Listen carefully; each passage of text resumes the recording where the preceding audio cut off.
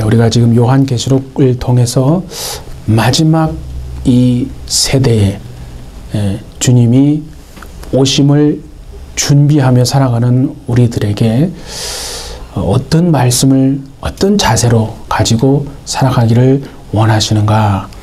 그래서 우리가 요한계시록을 지금 이제 살펴보고 있습니다. 요한계시록이 가장 난해한 부분 중에 한 부분이 6장에서부터 16장까지라고 이렇게 말씀을 드렸죠. 그죠? 거기에는 4개의 사이클이 이제 나온다고 그랬어요. 그래서 4개의 사이클이 뭐냐면 7개의 인, 7 나팔, 그리고 7 표적, 그리고 7 대적. 그게 제일 이제 난해한 부분이긴 합니다. 그래서 7 인, 7 나팔, 7 표적, 7 대접 이렇게 되어 있는데 지난번에 우리가 말씀드렸죠. 7 인은 AD 91년에서 95년 한 4, 5년 정도의 그 로마 전역에서 있었던 그리스도인들을 향한 그 도미티안 박해, 황제 숭배를 거부하는 그 그리스도인들을 향한 박해, 그 도미티안 박해를 묵시문학적으로 표현한 것이 바로 7 인이었다라고 이제 말씀을 드렸죠. 근데 우리가 이제 다음에 또 한번 살펴볼 때는 복음주의 안에서는 또 다른게 보는 방식이 있습니다. 그거는 또 구체적으로 이제 보기로 하고요. 어쨌든 그렇고, 그 다음에 지난주에 또 7 나팔은 하나님의 백성들을 괴롭히고 핍박하는 사람들에 대한 하나님의 징계라고 말씀을 드렸어요. 그래서 그들도 하나님에게로 이렇게 돌아오도록 기회를 주는 그런 의미가 이제 징계라는 이제 단어를 쓴 겁니다. 그렇죠? 그리고 이제 7 대접은 또 뒤에서 보겠지만 이제 마지막 예수님이 오시기 전에 그 재앙을 이제 말하는 것. 물론 그것은 믿는 자들에게는 해당이 되는 것이 아닙니다. 그래서 7이라는 숫자가 있겠잖아요. 그죠? 7인, 7 나팔, 7 표적, 7 대적. 왜 7인가? 궁금하시잖아요. 예를 들면은 그 히브리어를 쓰는 유대인들은요, 이 숫자의 의미가 다 담겨 있어요. 예를 들면 1이라고 하는 숫자는 뭐냐면 특별함의 의미가 있어요. 1은 특별한 하나님의 의미가 아니에요. 1은 특별함이에요. 어떤 독립이라는 뜻도 있어요. 특별함. 그리고 2는 뭐냐면 이제 나오겠지만은 증인을 말하는 거예요. 2는 증인을, 그러니까 보통 여러분 복음서에 보면 예수님이 제자들을 몇 명씩 보냈어요? 2명씩 보냈거든요. 그래 이제 그거를 어떻게 해석하냐면 이제 목회학적 관점에서는 한 명이 전도하면 나머지 한 명은 기도하고 뭐 그렇게 해석해도 전혀 문제가 없습니다. 그냥 좋잖아요. 근데 이제 성경학적으로 보면 왜 예수님이 2명을 보내냐면 2명은 그들에게는 증인의 수거예요. 그러니까 어떤 새로운 것을 이야기할 때는 한 명이 가면 그건 타당성이 없어요. 그건 절대 인정을 못 받는 거예요. 그래서 증인이기 때문에 반드시 2명이 가야 된다. 그래서 2는 증인의 수예요. 3은 뭐의 수냐면 이게 이제 하늘을 의미하는 게 3입니다. 우리 대한민국 사람들은 하늘이 몇 개입니까? 당연히 1개죠. 그렇게 말하죠. 저기 이제 소아시아의 에베소나 이런 뭐 골로새 이런 소아시아에 사는 사람들에게 하늘이 몇 개입니까? 라고 물으면 그 사람들은 하늘이 7개라고 말합니다. 그런데 이 유대인들, 히브리어를 쓰는 유대인들에게 하늘은 몇 개입니까? 라고 물으면 몇 개라고 대답하겠습니까? 3개라고 말하는 거예요. 그래서 하나님과 천사들이 있는 영계의 하늘, 그리고 태양과 이런 별들이 있는 천체의 하늘, 그리고 이제 우리가 눈으로 보는 새들이 날아다니는 이 하늘. 그래서 3개가 있다라고 생각해요. 그래서 여러분 그 고린도 후서에 보면 바울이 그러잖아요. 자기 얘기를 하면서 내가 어디 갔다 왔다고 그랬어요? 3층 천에 갔다 왔다는 거예요. 그러니까 하나님이 계신 곳에 갔다 왔다는 거예요. 그러니까 이제 예를 들어서 그렇게 3이라고 하는 숫자는 유대인들에게는 하늘을 의미하는 겁니다. 그러면 4는 4까지 해야 되니까 4는 뭐냐면 이거는 다 이제 동서남북, 그러니까 땅을 의미하는 거예요. 그래서 하늘을 의미하는 3, 동서남북 땅을 의미하는 4, 하늘과 땅이 결합이 되면 뭐가 됩니까? 7이 되잖아요. 그죠? 그래서 유대인들은 하늘과 땅이 결합되는 이것을 완벽함이라고 본 거예요. 완전함. 그래서 그들에게서 7은 뭐냐면 완벽, 완전, 그리고 의가 되는 거예요. 네, 완벽, 완전, 의로움이에요. 그러니까 7은. 네. 그래서 여러분 그 요한복음 이런 데 같은 데 보면 요한이 그런 얘기를 했잖아요. 예수님이 행하신 기적들이 이거 외에 엄청 많다라고 요한이 얘기했잖아요. 그런데 요한복음에 요한이 기록하고 있는 예수님의 기적은 몇 개만 기록하고 있는지 아십니까? 7개만 기록하고 있는 거예요. 왜냐하면 7은 완전한 거니까. 완벽한 것이고 완벽한 의로움이 되는 거니까. 예. 예수님이 그런 얘기를 했어요. 나는 누구다. 에고 에이미라고 했잖아요. 나는 양의 문이고 뭐 나는 생명이고 빛이시고 그 예수님이 누구시다라고 말할 때 요한이 몇 개를 쓴 줄 아십니까? 7개만 딱 기록했거든요. 그 7이라고 하는 숫자가 바로 그런 하늘과 땅이 결합되어지는 완벽한 의로움이기 때문에 그런 겁니다. 그러면 이제 어차피 여기까지 왔으니까 완벽과 의를 의미하는 데서 하나를 빼면 뭐가 되겠습니까? 그럼 불완전, 그죠? 불완벽, 쉽게 말하면 불의가 되는 거예요. 의로움이 아니고 불의가 되는 거예요. 불의함, 악함이 되는 거예요. 그러니까 하나가 빠지니까 뭐예요? 6이 되잖아요. 그래서 그 6인데 6. 그 6이 3개나 있으니까 얼마나 싫어요. 그렇죠? 예. 그러니까 이제 우리는 4를 싫어합니다. 예. 그리고 유대인들은 6을 싫어하고, 예. 그리고 미국 사람들은 뭘 싫어해요? 13일. 예. 13th Friday. 13일의 금요일. 그래서 한국 사람에게 4에 해당하는 게 유대인에게는 6이에요. 그러니까 불의함이라는 건 쉽게 말하면 완벽함에서 의로움에서 하나가 빠지니까 불의함이 666이 3개 있으니까 얼마나 불의한 거예요. 나중에 이제 또 설명을 하게 될 겁니다. 어쨌든 이제 요한계시록에서 그래서 7이라는 의미를 7개인 나팔 그렇게 표적. 그래서 이제 오늘 표적 첫 번째로 이제 볼 건데 가장 어떻게 보면 중요한 장을 얘기하라 그러면 요한계시록에서 6장, 12장, 20장입니다. 제일 중요한 거예요. 6장은 뭐냐면, 자, 6장 이렇게 생각하시면 돼요. 고난의 유익함, 고난의 결과예요. 그러니까 보세요. 하나님의 말씀과 그들이 가진 증거로 말미암아 목배임을 받고 죽임을 당한 그 성도들의 죽음을 하나님이 쓰레기 취급하지 않으시고 어떻게 한다고 그랬어요? 제물로 받으시고 그 땅을 회복시키셨다고 그랬잖아요. 그래서 로마가 나중에 그죠? 313년에 완전히 기독교를 승인하게 되는 많은 사람들이 하나님께 돌아오게 되는 거예요. 그러니까 그 피가 뿌려지는 거예요. 하나님은 그들의 죽음을 그 당시에는 이게 도대체 뭐지? 왜 이런 고난을 당하고 죽어야 되는가라고 했겠지만은 하나님은 그들의 죽음을 제물로 제사로 받으시고 로마를 회복시키셨다. 고난의 어떤 결과, 그죠? 고난의 유익이라고. 오늘 이제 살펴볼 12장, 그건 뭐냐면 도대체 왜 고난을 당하는가? 그 이야기가 오늘 12장의 1절부터 이제 나옵니다. 13절까지. 도대체 고난을 당하는 이유가 뭐냐, 이거죠. 예수님이 그랬잖아요, 그죠? 그 7별을 오른손으로 붙잡고 있다. 7별은 성도들이라고 그랬어요.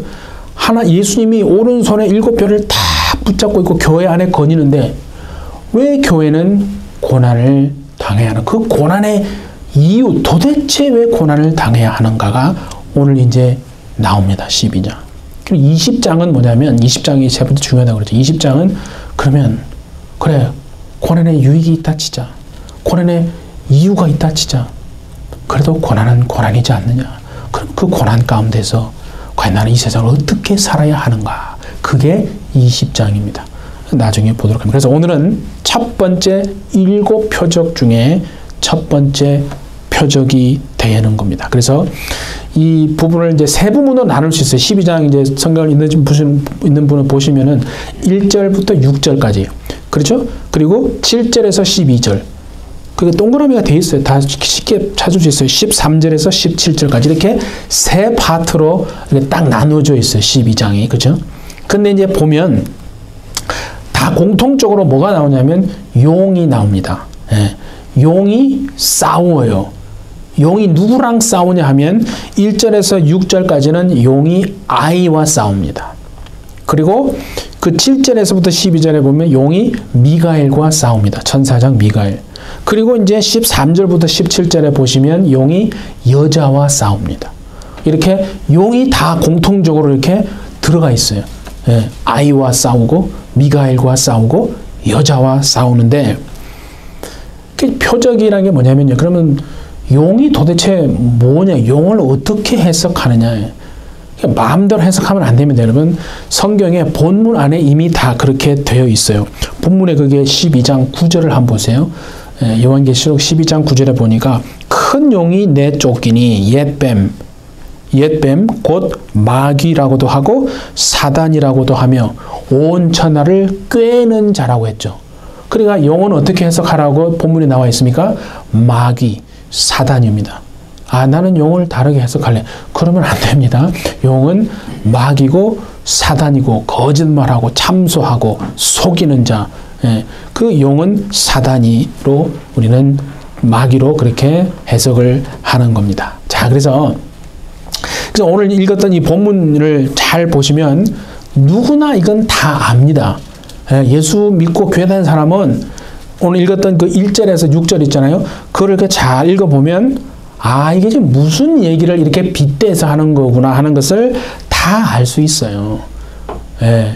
자, 제가 한번 볼 테니까 한번 따라와 보세요. 하늘에 큰 이적이 있으니 해를 옷 입은 한 여자가 있어요. 한 여자가 있는데 그리고 2절 보세요. 이 여자가 아이를 베어서 해산을 하게 됐어요. 그래서 배가 아파서 막 울부짖다고 그랬죠. 부르짖더라 이죠.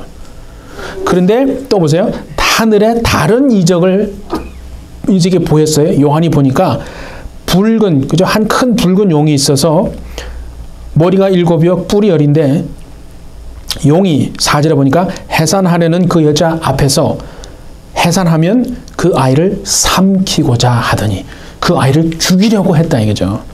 여자가 아들을 낳으니 빠빠방 아들이 낳은 겁니다. 이는 장차 철장으로 만국을 다스릴 남자라. 그 아이를 하나님 앞과 그 보좌 앞으로 올려가더라. 지금 딱 이걸 읽었는데 이건 누구에 대한 얘기를 여러분 얘기하는 것 같습니까? 예수님에 대한 얘기를 하는 거예요. 예. 누구나 다 아는 거예요. 여자가 아들을 낳고 장차 그게 만국 철장으로 만국을 다스릴 자라. 예수님의 탄생을 묵시문학적으로 그렇게 지금 표현한 것이거든요. 그러니까 그 여자가 낳으려고 하는 아이는 누구예요? 예수님이에요. 근데 그 아이는 예수님이에요. 그 여자가 배 아파서 낳으려고 하는 아이는 예수고 바로 예수님을 죽이려 하는 건 누굽니까? 용, 그러니까 사단이라 해요. 마귀. 무슨 말 아시겠죠? 그러니까 예수님이 태어나면 예수님을 확 죽이려고 용이, 사단이 다 이렇게 준비하고 있는 그런 장면이다 이거죠.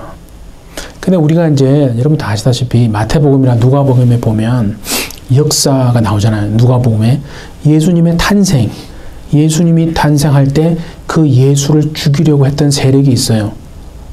야, 2살, 3살 미만의 남자아이가 태어나면 가서 다 죽여라고 명령을 내린 사람이 있어요. 누구예요? 헤로드 왕이잖아요. 그러니까 보세요. 그 누가복음에서는 예수를 죽이려고 했던 사람이 누구라고 얘기하는 거예요? 헤롯이다라고 얘기하는 거예요. 그런데 지금 우리가 읽은 요한계시록 12장에서는 누가 예수를 죽이려고 했다고 말하는 거예요? 용이, 사단이, 마귀가 죽이려고. 그러면 이거 어떻게 된 건가? 왜 여기서는 헤롯이라고 얘기하고 왜 여기는 사단이 그랬다고 얘기하는가? 그러니까 우리는 분명히 알아야 되는 거예요. 눈으로 보이는 것은 헤롯이 죽이려고 한 게 맞습니다. 그렇죠? 그런데 보이지 않게 그 헤롯의 뒤에서 헤롯을 조종하고 헤롯을 도구 삼아서 진짜 예수를 죽이려고 했던 실체는 누구라는 거예요? 사단이라고 지금 요한계시록에서 말하고 있는 겁니다. 우리가 이걸 잘 알아야 되는 거예요. 우리가 신앙생활 수십 년 해도요, 내 눈에 보이는 대로만 생각하잖아요. 그냥 보이니까 보이는 게 진리야 라고만 생각하고 접근하면 일평생 헤롯과 싸우는 거예요.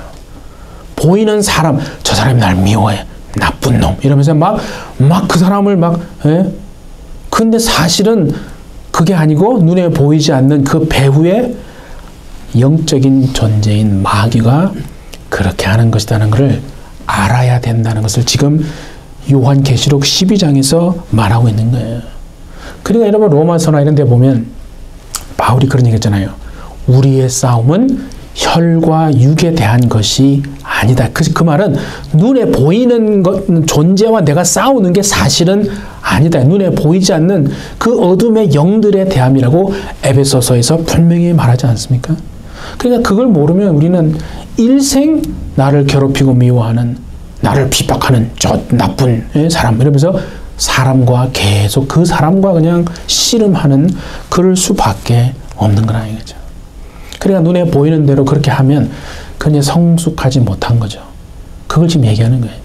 성경의 구약 성경에 보면요, 아람 군대가 엘리사 선지자를 잡으려고, 죽이려고 온 거 아니에요. 군대를 풀었어요. 엘리사가 살고 있는 그 집 주변에 아람 군대가 확 포위했어요.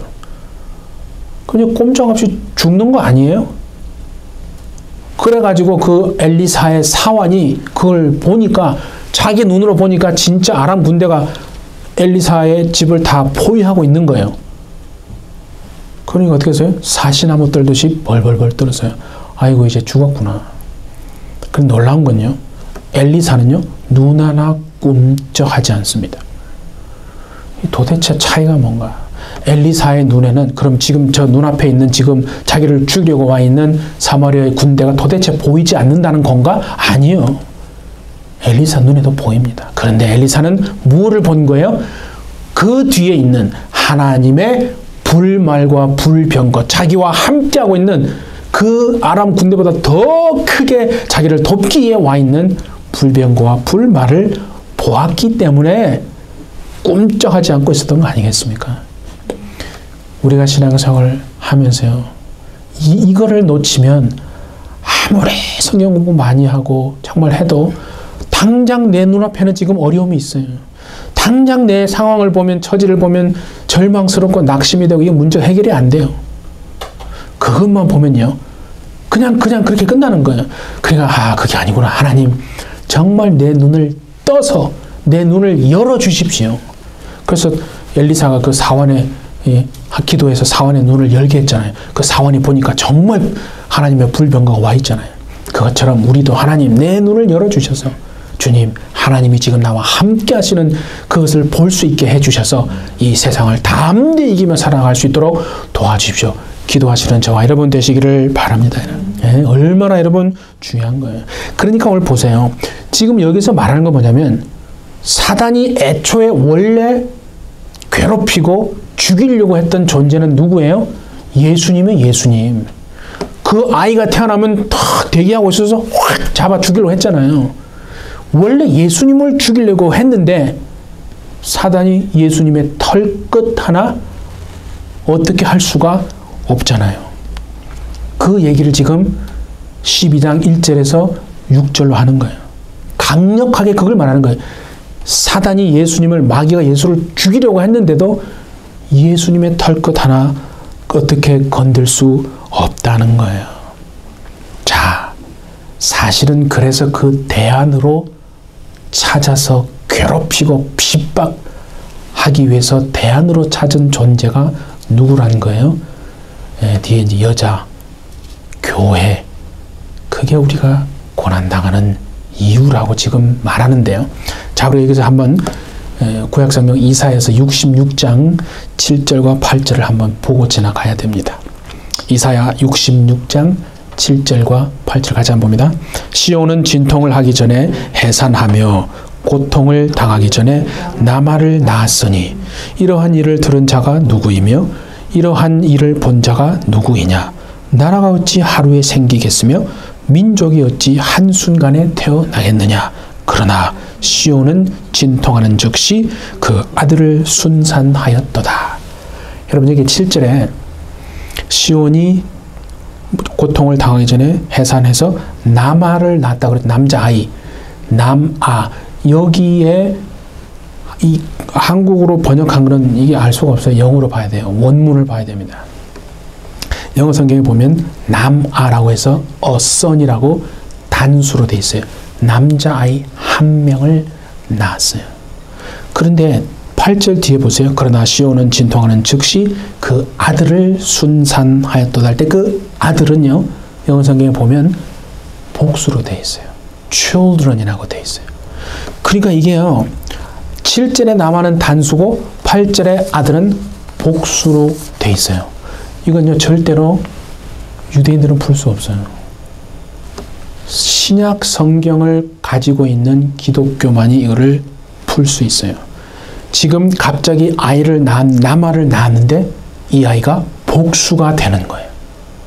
그 얘기를 하는 거예요. 남자아이를 낳았는데, 물론 여기서 나마는 메시아 예수 그리스도를 말하는 겁니다. 당연히 나마 메시아 예수 그리스도. 그러니까 그 남자아이를 메시아를 낳았는데 그 아이가 뭐가 돼요? 복수가 된다는 거예요.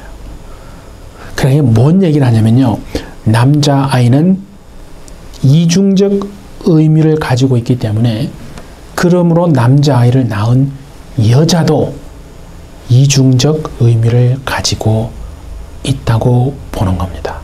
자, 그래서 다시 이제 계시록 12장으로 와보세요. 그 1절에서 6절은 아이를 낳았다 그랬죠? 예수님이에요. 그런데 13절을 한번 보세요. 13절. 계시록 12장 13절.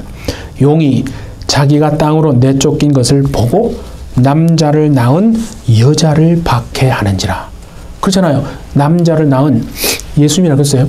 낳은 여자를 박해. 그래서 이때 이 여자는 바로 신약의 공동체 교회를 말하는 겁니다. 남자애는 예수님, 그리고 사단이 남자를 낳은 여자를 박해하는지라. 교회를 박해한다는 거예요. 여러분 이게 중요한 거예요. 사단이 원래 죽이고 박해하고 괴롭히려고 했던 존재는요, 교회가 아니에요. 교회가 아닙니다. 원래 괴롭히고 죽이려고 했던 존재는 뭐라고요? 예수님이라고 그러잖아요. 예수님. 그래서 태어나면 확 잡아먹으려고.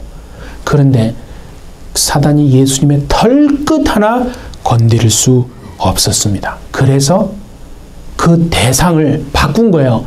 도대체 예수님을 그러면 대신해서 좀 핍박하고 괴롭히고 고난을 주고 죽이려는 대상이 없을까? 찾다 보니까 있네. 그게 있는 거예요. 그게 교회예요.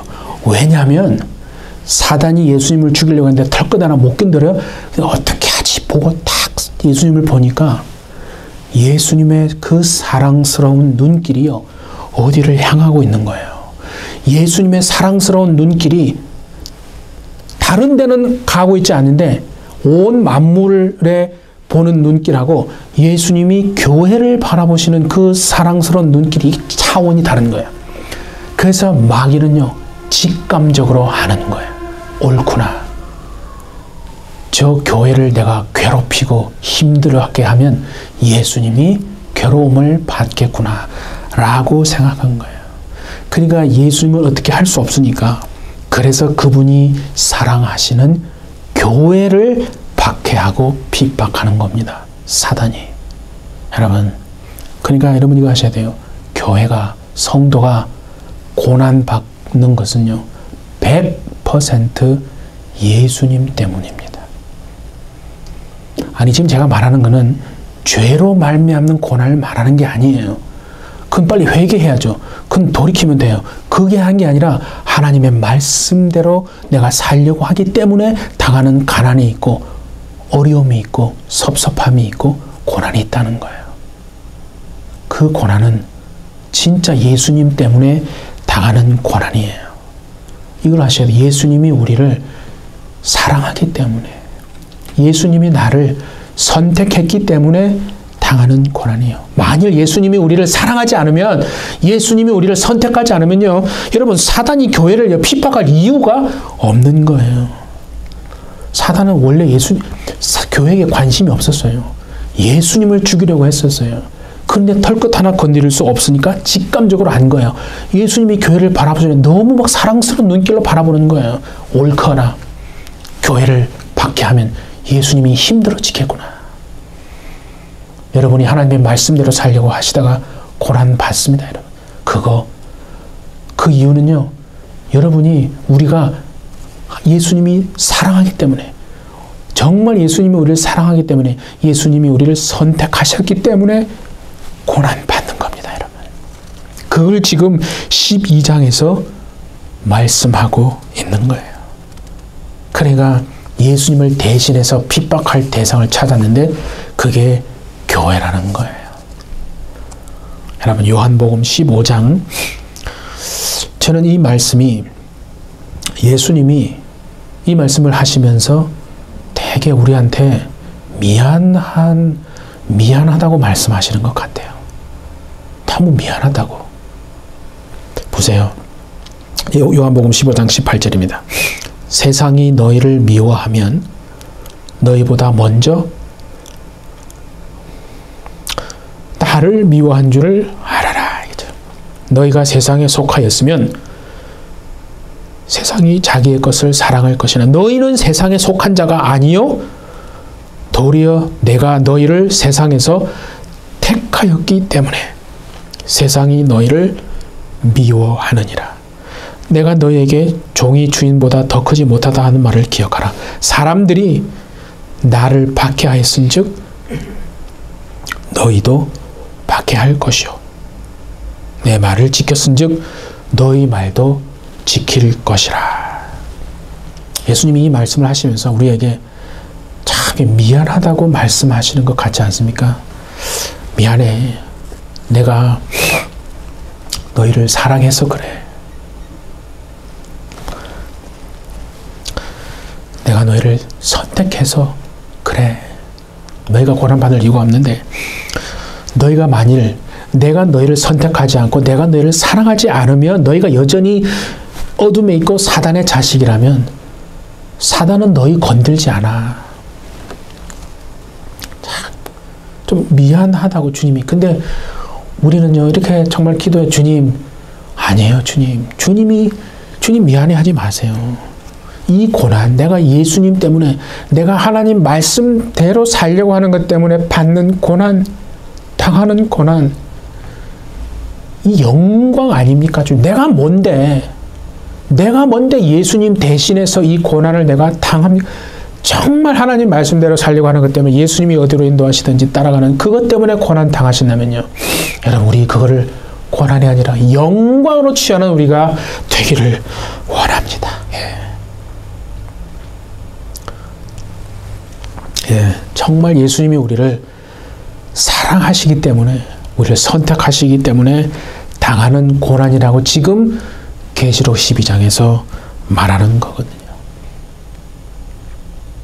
예수님 때문에, 말씀에 순종해서 그것 때문에 어려움을 겪고 가난해하고 때로는 섭섭함이 있고, 그렇다면 여러분, 그거요, 정말 영광으로 받으셔서 우리가 물러서지 말고, 두려워하지 말고, 고난 그 자체를 두려워하지 말고 하나님 앞에 정말 영광으로 취하는 저와 여러분 되시기를 바랍니다, 여러분. 그거를요, 요한계시록, 우리 한번 성경 한번 펴보세요. 그럼 좀 찾아봅니다. 그 앞장이에요. 계시록 11장에도 그게 그대로 나와 있어요. 요한계시록 11장 그 3절 한번 보세요. 내가 나의 두 증인에게 권세를 주노니. 예수님이 두 증인에게 권세를 주십니다. 그래서 증인의 숫자가 뭐라고 그랬어요? 2라고 말씀드렸죠? 그래서 두 증인이에요. 자, 그래서 4절 한번 보세요. 그들은 이 땅에 주 앞에 서 있는 두 감람나무와 두 촛대니.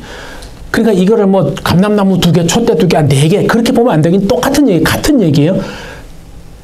촛대를 제가 모르고, 촛대는 요한계시록에서 무엇으로 해석하기로 했습니까? 이거 얘기하셔야 되는데, 교회라고 얘기했잖아요. 그죠? 요한복음 1장에서 얘기했잖아요. 7 촛대는 7 교회니라고 얘기했어요. 그러니까 촛대는 교회예요. 그러니까 증인을 말하는 거예요. 두 감람나무, 두 촛대는 증인을 말하는 거예요. 자, 하나님이 그러니까 교회에게 뭐라고 했어요? 권세를 주시다. 두 증인에게 권세를. 그러니까 교회에게 권세를 주시고 증인으로 삼으셨어요.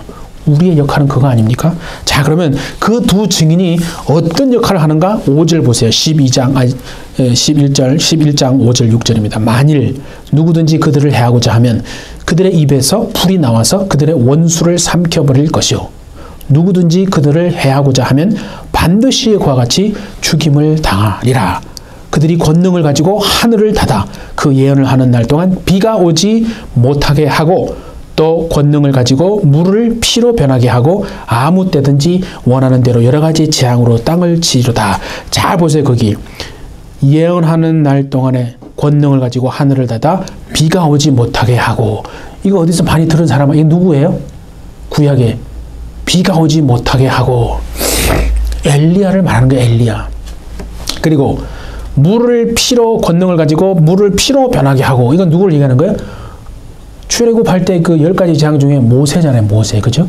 그러니까 지금 여기는 이 두 사람은 뭐냐면 엘리야와 모세를 그렇게 빗대서 말하는 거예요. 왜냐하면 모세와 엘리야는요, 하나님의 말씀을 받아서 이 땅에 선포하는 증인의 역할을 했던 대표적인 증인이 누구라고요? 모세와 엘리야를 말하는 거예요.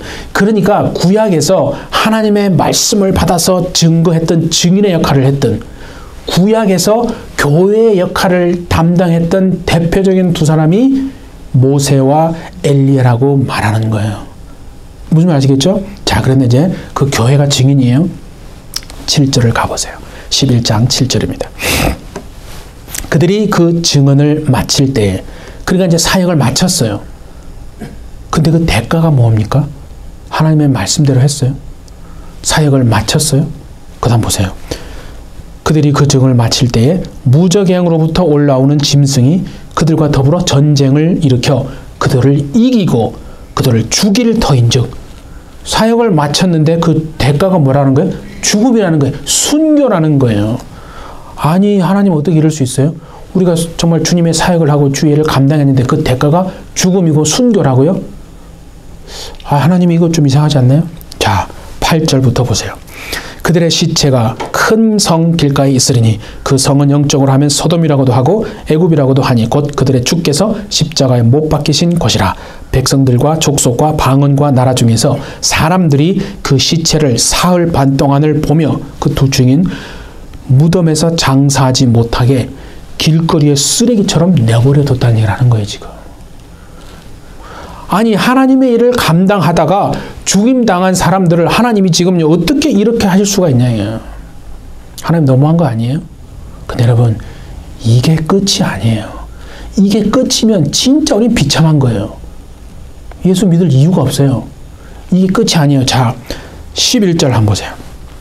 3일 반 후에 하나님께로부터 생기가 그들 속에 들어가매, 생기가 그들 속에 들어가매 그들이 발로 일어서니 구경하는 자들이 크게 두려워하더라. 이거 뭐예요? 하나님의 생기가 들어가서 그들이 발로 일어섰대요. 그걸 보는 사람들이 막 두려워했대요. 이거 부활이잖아요. 하나님의 지금 생기가 들어가서 부활한 거예요. 보세요. 증인의 역할을 했어요. 죽임을 당했어요. 근데 하나님의 생기가 들어가서 다시 살아서 부활했어요. 자, 그리고 또 보세요. 12절 한번 보세요. 하늘로부터 큰 음성이 있어 이리로 올라오라 함을 그들이 듣고 구름을 타고 하늘로 올라간다. 이건 뭐예요? 하늘로 올라가니까 승천이잖아요. 그러니까 보세요. 그러니까 사역, 죽음, 부활, 승천. 지금 그런 그 순서 아니에요? 사역, 죽음, 부활, 승천. 여러분, 이 길은 원래 누가 갔던 길입니까? 사역, 죽음, 부활, 승천. 이거 원래는 누가 갔던 길이에요? 예수님이 간 길이잖아요. 이 길은 예수님이 간 길이에요. 지금 뭔 얘기를 하냐면요. 요한계시록 11장은 교회가 바로 예수님이 가셨던 그 길을 따라가야 한다라고 말하는 겁니다, 여러분. 교회가요, 가야 할 길은요, 세상의 어떤 단체나 무슨 회사나 이런 길이 아니에요. 교회는 반드시 예수님이 걸어갔던 그 길을 따라가야 한다라고 말하는 거예요. 우리 사랑하는 해피철치는 그러므로요, 하나님의 말씀대로 살기 때문에 당하는 고난이, 어려움이 있다면 그 고난 두려워 안 해도 됩니다, 여러분. 반드시 부활이 있고 승천이 있고 영광의 자리에 앉게 될 줄 믿습니다. 지금 우리가 그 길을 가고 있는 거예요. 그 길을 가고 있는 거예요. 십자가, 고난 두려워하지 마십시다, 여러분. 주님이 걸어가신 그 길을 정말 발자국을 따라서 그분이 어디로 인도하든지 그 길을 다 순종하며 따라가시는 우리 모든 해피철치 저와 여러분 다 되어주시기를 예수님의 이름으로 축복합니다. 네. 함께 기도하겠습니다. 하나님 말씀대로 살려고 하기 때문에 예수님 어디로 인도하시든지 그분이 우리를 인도하시는 그 길을 따르고 순종하기 때문에 당하는 고난, 그것은 주님이 우리를 사랑하시기 때문에, 우리를 선택하셨기 때문에 당하는 고난입니다. 그렇지만 부활이 있고 승천이 있고 영광의 자리에 반드시 앉게 될 것이라고 주님이 오늘 우리에게 말씀하시는 이 말씀을 우리가 잘 정말 기억하고, 그래서 정말 우리가 무엇이기에 우리 같은 존재가 예수님을 대신해서 고난 당하는지, 그 영광의 길을 가게 하시는지, 하나님 우리를 선택해 주셔서 우리를 사랑해 주셔서 감사합니다. 정말 일평생 주님이 걸어가신 그 길을 따라가는 우리 해피철치 우리 모든 가정들이 되게 하옵시고, 주님이 어디로 인도하든지 그 길 따라가며 순종하는 우리 모든 해피철치 다 될 수 있도록 주여 은혜를 베풀어 주옵소서. 감사드리며 예수님의 이름으로 기도하옵나이다. 아멘.